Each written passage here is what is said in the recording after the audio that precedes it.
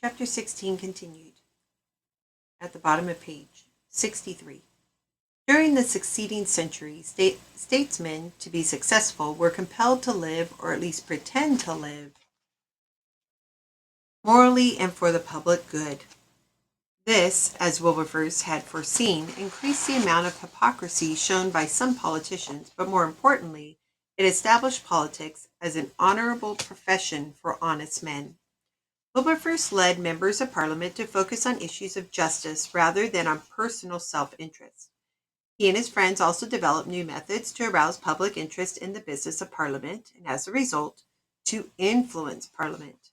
The leaders of the American Revolution had used newspapers, pamphlets, petitions, and sermons to shape public opinion. Then, through the public, they changed the opinions and policies of their government leaders. Britain, however, had no similar pattern of political influence. The methods that Wilberforce and his abolitionist friends used to influence public opinion, their use of petitions, articles, and pamphlets, their appeals to pastors to help shape public opinion, these were all new to the English political system. The abolitionists' example set a pattern that political leaders have followed not only in Britain, but elsewhere around the world to the present day. British colonial policy and international relations. 1793, the charter for the East India Company came up for its 20-year review in Parliament. Wilberforce knew that many of the men involved in the company believed that British relations with India should be solely of a commercial and political nature. The company should do nothing to encourage one type or discourage another type of moral or religious views. It had no responsibility to educate Indian nationals. One might think such a view is enlightened. After all, it left the people of India to make their own decisions about how to educate their children and how they wanted to live. In practice, however, these men's neutral attitude spilled over into strong hostility toward anyone else from England, and particularly Christian missionaries who wanted to go to India and participate in any form of educational enterprise. The East India Company leaders were at least as hostile toward the missionaries as any representatives of the Indian people themselves might have been.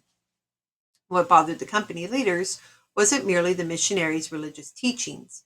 They opposed the missionaries' efforts to establish quality non-religious educational and medical facilities too. As you might imagine, Wilberforce determined to change the company's policies. He moved that the company charters should permit it to select and send out schoolmasters and chaplains in different parts of India. The motion did not require that such people be sent, but it did say that such behavior should be encouraged. Excuse me. The bill was defeated. Wilberforce and his friends immediately determined to produce a better result when the next 20-year review came around in 1813. In the years that followed, they gathered information about the situation in India. They took careful note of Hindu customs that seemed particularly offensive to most British, who had been raised in a biblically influenced society. Examples of such practices included suti, in which a man's wife is burned to death or throws herself on the funeral pyre when her husband dies. The caste system, in which large segments of the population are treated worse than animals, the practice of human sacrifice, and so forth. Wilberforce and his allies were convinced that the presence of missionaries in India could change many of these societal evils. In March of 1813, when the charter again came up for review, Wilberforce and his friends were ready, and they applied the same tactics they had used in their efforts for abolition. Besides gathering information, they enlisted the help of pastors, sought to educate the British population about what was happening, and circulated petitions. By June, they were able to present Parliament almost 2,000 petitions that contained the signatures of more than 500,000 people. The petitions alerted the members of Parliament that even if they didn't personally care about India, or even if they were personally opposed to the idea of Christian missionaries being permitted in India, the MPs had better pay attention to what Wilberforce and his friends wanted to say. The British people were watching. Over the course of the debate, 10 of Wilberforce's closest friends spoke in favor of his proposals. Wilberforce himself spoke for 3 hours to a packed house.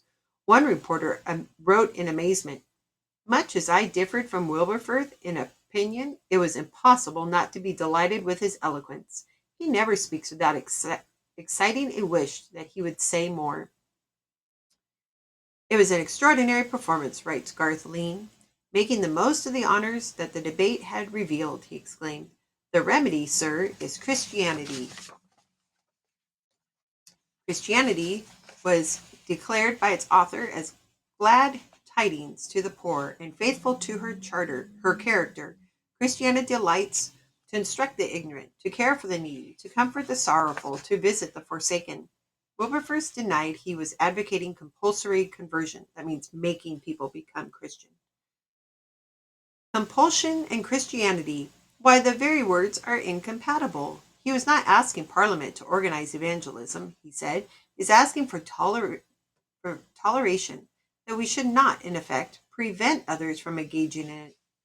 From a position of almost certain defeat in March, Wilberforce's proposals not only passed Commons, but Lords as well, and it became a part of British colony policy around the world for the rest of the 1800s. It changed Britain's treatment of nationals, not only in India, but throughout Africa too.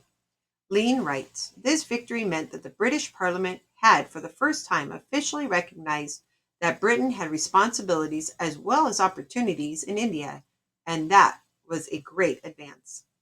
Prior to Wilberforce's policy, it had been the general practice of British businessmen and soldiers to completely ignore the concerns and interests of the people whose lands they invaded. As far as they were concerned, their responsibility was simply to enrich themselves and the British crown however possible.